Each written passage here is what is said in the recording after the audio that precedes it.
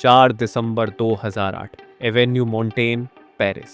ठंड का मौसम था और पेरिस की सड़कें क्रिसमस की रोशनियों से जगमगा रही थी। एवेन्यू मॉन्टेन कोई आम सड़क नहीं है, ये दुनिया के सबसे अमीर लोगों का ठिकाना है, जहां बड़े बड़े लग्जरी ब्रांड्स के स्टोर्स हैं। इन्हीं में से एक था हैरी विंस्टन का आलीशान ज्वेलरी बुटीक। शाम के करीब 5:30 बज रहे थे। स्टोर के अंदर करोड़ों की ज्वेलरी चमक रही थी और कुछ वीआईपी कस्टमर्स अपनी शॉपिंग में बिजी थे। तभी मेन दरवाजे का बजर बज उठा। सिक्योरिटी गार्ड ने देखा कि दरवाजे पर 3 लंबी, बेहद अमीर दिखने वाली औरतें खड़ी हैं। उन्होंने लंबे ब्लॉन्ड विग्स पहने हुए थे, महंगे स्कर्ट्स, स्टॉकिंग्स और हाई हील्स। साथ में उनके चेहरे पर बड़े सनग्लासेस थे। उनके हाथ में एक छोटा सा रोलिंग सूटकेस था। देखने में वो बिल्कुल आम अमीर कस्टमर्स लग रही थी। गार्ड ने उन्हें अंदर आने दिया, लेकिन जैसे ही वो अमीर औरतें स्टोर के अंदर दाखिल हुईं, माहौल अचानक बदल गया। उन औरतों की चाल अचानक मर्दों जैसी हो गई। एक औरत ने अपना सूटकेस खोला और उसमें से एक .357 मैग्नम रिवॉल्वर और एक हैंड ग्रेनेड निकाल लिया। अगले ही पल स्टोर में चीख पुकार मच गई। ये कोई आम औरतें नहीं थीं, ये भेष बदले हुए खतरनाक लुटेरे थे। उन्होंने डायरेक्ट एम्प्लॉयज को उनके नाम से पुकारा, जल्दी से सीक्रेट सेफ खोलो। सिर्फ 20 मिनट के अंदर उन्होंने करीब $108 मिलियन यानी करीब 800 करोड़ रुपए की ज्वेलरी अपने बैग में भरी और वहां से फरार हो गए। यह फ्रांस के इतिहास की सबसे बड़ी और सबसे हैरत अंगेज चोरी थी। एक ऐसी चोरी जिसने पूरी दुनिया के होश उड़ा दिए थे। आइए जानते हैं इस मास्टर प्लान के पीछे की पूरी कहानी। पेरिस का एवेन्यू मॉन्टेन हमेशा से ही फैशन और लग्जरी का साइन रहा है, और जब बात हैरी विंस्टन की आती है तो इस ब्रांड को ज्वेलर टू स्टार्स कहा जाता है। यहाँ आम लोग नहीं आते, यहाँ हॉलीवुड सेलिब्रिटीज, रॉयल फैमिलीज और दुनिया के सबसे बड़े बिलियनियर्स अपनी शॉपिंग करने आते हैं। इसलिए इस स्टोर की सिक्योरिटी किसी अभेद्य किले से कम नहीं थी। जगह जगह पर हाईटेक कैमरे, मोशन सेंसर्स और हर दरवाजे पर सिक्योरिटी गार्ड्स तैनात थे। बिना अपॉइंटमेंट या बिना गार्ड की मर्जी के कोई परिंदा भी पर नहीं मार सकता था। लेकिन इन लुटेरों ने किसी दीवार को नहीं तोड़ा, उन्होंने किसी ताले को नहीं काटा। वो बिल्कुल एक आम और अमीर कस्टमर की तरह सामने के दरवाजे से चलकर अंदर आए थे। उनका ये कॉन्फिडेंस इस बात का सबूत था कि उनके पास स्टोर के बारे में ऐसी खुफिया जानकारी थी जो सिर्फ किसी अंदर वाले को ही पता हो सकती थी। इस पूरी साजिश का मास्टरमाइंड था डवादी याहियावी, एक 50 साल का अनुभवी और खतरनाक अपराधी जिसका लंबा क्रिमिनल रिकॉर्ड था। डवादी जानता था कि हैरी विंस्टन जैसे हाई सिक्योरिटी वाले किले को बाहर से नहीं भेदा जा सकता। उसे एक ऐसी चाबी चाहिए थी जो अंदर से दरवाजा खोले, और ये चाबी उसे मिली मौलूद जनाद के रूप में। मौलूद कोई आम इंसान नहीं था, वो उसी हैरी विंस्टन स्टोर का अपना सिक्योरिटी गार्ड था। जिस इंसान के कंधों पर करोड़ों की ज्वेलरी की हिफाजत की जिम्मेदारी थी, वही इंसान लालच में आकर उनकी बर्बादी का रास्ता तैयार कर रहा था। मौलूद ने कई महीनों तक डवादी और उसके गैंग को स्टोर की एक एक छोटी खुफिया जानकारी दी। उसने बताया कि किस वक्त स्टोर में सबसे ज्यादा कैश और नई ज्वेलरी आती है, सिक्योरिटी कैमरा के ब्लाइंड स्पॉट्स कहाँ पर हैं, अलार्म सिस्टम को कैसे बाईपास किया जा सकता है, और सबसे बड़ी बात, उसने स्टोर के मैनेजर और बाकी एम्प्लॉयज के फर्स्ट नेम्स तक गैंग को याद करवा दिए थे।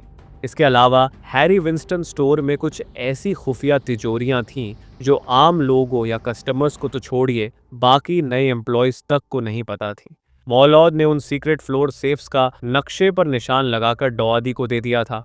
इस पूरी तैयारी के बाद 4 दिसंबर 2008 की वो ठंडी शाम आई।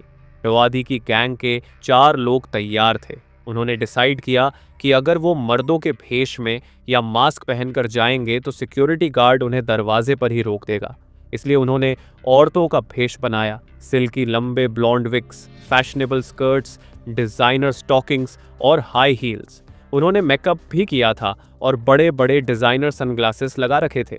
उनके इस रूप को देखकर कोई भी उन्हें शक की नजरों से नहीं देखता। शाम 5:30 बजे जब आसमान में अंधेरा छाने लगा था और स्टोर हॉलिडे शॉपर्स से भरा था, ये लोग एवेन्यू मॉन्टेन पर पहुंचे। एक साथी बाहर गाड़ी में इंतजार कर रहा था, जबकि 3 अंदर गए। उन्होंने बजर बजाया और अंदर आने की इजाजत मांगी। उनका पहनावा देखकर अंदर के गार्ड्स को लगा कि कोई बहुत अमीर वीआईपी लेडीज आई हैं। उन्हें तुरंत अंदर आने दिया गया। उनके हाथ में एक छोटा लगेज बैग था। स्टोर के शांत और महकते हुए माहौल में दाखिल होते ही उनका रूप अचानक बदल गया। उनकी चाल और उनका रवैया अग्रेसिव हो गया। पहली औरत ने जल्दी से अपना सूटकेस खोला और उसमें से हथियार निकाल लिए, एक भारी भरकम .357 मैग्नम पिस्टल और एक हैंड ग्रेनेड। उन्होंने जोर से चिल्लाकर सबको जमीन पर लेटने को कहा। स्टोर के अंदर कस्टमर्स और स्टाफ के बीच अचानक आतंक फैल गया। लोगों की चीखें निकल गईं। कुछ एम्प्लॉयज ने अलार्म बजाने की कोशिश की, लेकिन उन्हें पीट दिया गया। लुटेरों ने अपना प्लान इतनी सटीकता से लागू किया कि वहां मौजूद हर शख्स दंग रह गया। वो किसी अनजान जगह पर भटक नहीं रहे थे। उन्हें पता था कि उन्हें कहां जाना है। उन्होंने सीधे उन एम्प्लॉयज की तरफ रुख किया जिनके पास डिस्प्ले केसेस और सीक्रेट सेफ्स की चाबियां थी। और सबसे डरावनी बात यह थी कि वो उन एम्प्लॉयज को उनके फर्स्ट नेम से पुकार रहे थे। जल्दी खोलो, जल्दी खोलो, वो चिल्लाए। उन्होंने डेलिबरेटली एक ऐसी भाषा का उपयोग किया जिसमें फ्रेंच के साथ साथ एक अजीब सा ईस्टर्न यूरोपियन एक्सेंट था, ताकि पुलिस को लगे कि ये पिंक पैंथर्स नाम के मशहूर इंटरनेशनल गैंग का काम है। उन्होंने एक के बाद एक डिस्प्ले केसेस तोड़े और उन खुफिया सेफ्स को खुलवाया जिनके बारे में सिर्फ टॉप मैनेजमेंट को पता था। डायमंड, एमरल्ड, सैफायर रिंग्स, लाखों डॉलर्स की वॉचेस और बेशकीमती नेकलेस, सब कुछ उन्होंने बड़ी तेजी से अपने बैगों में भर लिया। इस पूरी खुफिया और आतंक से भरी घटना में सिर्फ 20 मिनट लगे। 20 मिनट के अंदर लगभग 108 मिलियन डॉलर्स की कीमत का खजाना उनके बैग में था। बिना एक भी गोली चलाए वो स्टोर से बाहर निकले और पेरिस की भीड़ भरी सड़कों में अंधेरे का फायदा उठाकर गायब हो गए। जब तक पुलिस वहां पहुंची तब तक सब कुछ लुट चुका था। हैरी विंस्टन स्टोर के अंदर का नजारा किसी तबाही से कम नहीं था। शीशे टूटे हुए थे, कर्मचारी खौफ के मारे कांप रहे थे और दुनिया का सबसे महंगा स्टोर पूरी तरह से खाली हो चुका था। जब मीडिया में यह खबर आई तो पूरे यूरोप में हड़कंप मच गया। इस चोरी को थीफ्ट ऑफ द सेंचुरी यानी सदी की सबसे बड़ी चोरी का नाम दिया गया। फ्रेंच पुलिस, जिसे अपनी काबिलियत पर बड़ा नाज था, इस हताश कर देने वाली घटना से पूरी तरह दबाव में आ गई थी। शुरुआती जांच में पुलिस को यही लग रहा था कि यह किसी बाहरी देश के गैंग का काम है, शायद बाल्कन देशों के किसी नेटवर्क का। लेकिन जैसे जैसे इन्वेस्टिगेशन आगे बढ़ी और जब एम्प्लॉयज के स्टेटमेंट्स लिए गए तो दो बातें बहुत अजीब निकलकर सामने आई। पहली, लुटेरों को एम्प्लॉयज के नाम कैसे पता थे। दूसरी, उन्हें उन आखिरी सीक्रेट सेफ्स की लोकेशन कैसे पता थी जो स्टोर के ब्लूप्रिंट्स में भी क्लियरली मार्क नहीं थे। पुलिस के दिमाग की बत्ती तब जली जब उन्होंने अंदाजा लगाया कि ये किसी high level professional inside job के बिना बिल्कुल असंभव है। उन्होंने स्टोर के हर एम्प्लॉय, हर गार्ड और हर उस शख्स की बैकग्राउंड चेक शुरू कर दी जिसका हैरी विंस्टन स्टोर से कोई लेना देना था। इंक्वायरीज, फोन कॉल रिकॉर्ड्स और सर्विलांस फुटेज को महीनों तक खंगाला गया। इस दौरान पुलिस ने उन सभी संदिग्ध लोगों के फोन लाइन्स टैप कर दिए थे जिन पर उन्हें थोड़ा सा भी शक था। उनकी मेहनत रंग लाई जब उन्हें सिक्योरिटी गार्ड मौलूद जेनाद की कुछ ऐसी कॉल्स और गतिविधियों के बारे में पता चला जो आम नहीं थी। मौलूद अपनी आमदनी से ज़्यादा पैसे खर्च कर रहा था और उसके कॉन्टैक्ट लिस्ट में कुछ ऐसे लोग थे जिनका लंबा क्रिमिनल बैकग्राउंड था। जब पुलिस ने मौलूद को डिटेन किया और उससे कड़ी पूछताछ की तो वो टूट गया। उसने कबूल कर लिया कि उसने लालच में आकर डवादी याहियावी को स्टोर की सारी अंदर की मालूमात दी थी।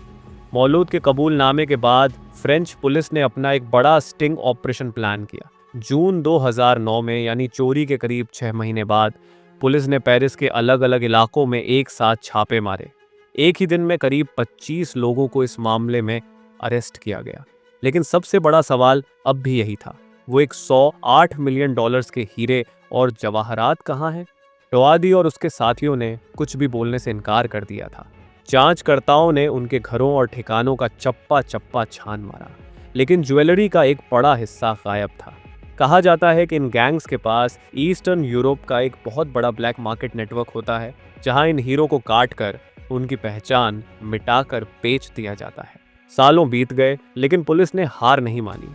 चोरी के लगभग 2 साल बाद 2011 में पुलिस को एक खुफिया टिप मिली। डवादी याहियावी के घर के पास सीन सेंट डेनिस इलाके में एक बारिश का नाला यानी एक स्टॉर्म सीवर था। पुलिस की एक स्पेशल टीम ने उस नाले के अंदर घुसकर बारीकी से तलाशी ली। वहां उन्हें कीचड़ और गंदगी के बीच एक अजीब सा सीमेंट का ब्लॉक मिला। जब उस सीमेंट के ढेर को तोड़ा गया तो उसके अंदर से एक प्लास्टिक का कंटेनर निकला।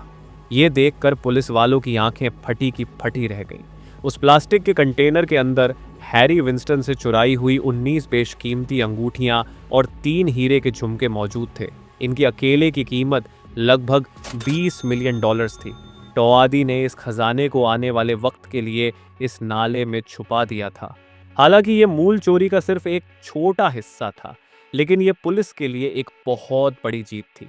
इस पूरे मामले का कोर्ट ट्रायल 2015 में शुरू हुआ। पेरिस की अदालत में जब ये मुजरिम पेश हुए तो उनका भेष देखकर कोई नहीं कह सकता था कि ये वही सदी के सबसे शातिर डाकू हैं।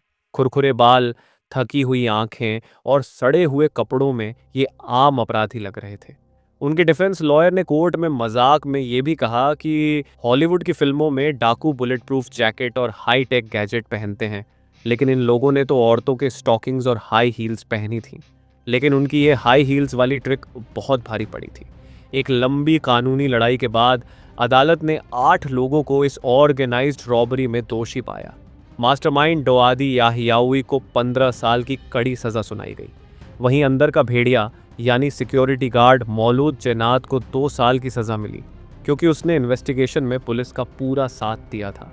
बाकी साथियों को भी उनके अपराध के हिसाब से 9 महीने से लेकर कई सालों तक की जेल हुई। आज भी उस चोरी किए गए खजाने का एक बहुत बड़ा हिस्सा, लगभग $80 मिलियन की ज्वेलरी का कोई अता पता नहीं है। वो हीरे शायद अब तक टूटकर अलग अलग आकारों में ढल चुके होंगे और दुनिया के किसी अमीर शख्स की उंगली या गले की शोभा बढ़ा रहे होंगे।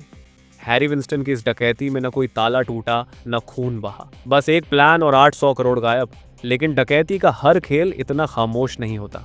अब जरा सोचिए, रात का घना अंधेरा, एक सुनसान रेलवे ट्रैक और तेज रफ्तार से दौड़ती हुई ब्रिटेन की रॉयल मेल ट्रेन। 15 लोगों के एक गैंग ने आखिर कैसे एक चलती हुई ट्रेन से करोड़ों का खजाना गायब कर दिया। इतिहास की सबसे खतरनाक दी ग्रेट ट्रेन रॉबरी की पूरी कहानी जानने के लिए स्क्रीन पर दिख रहे वीडियो पर अभी क्लिक करें।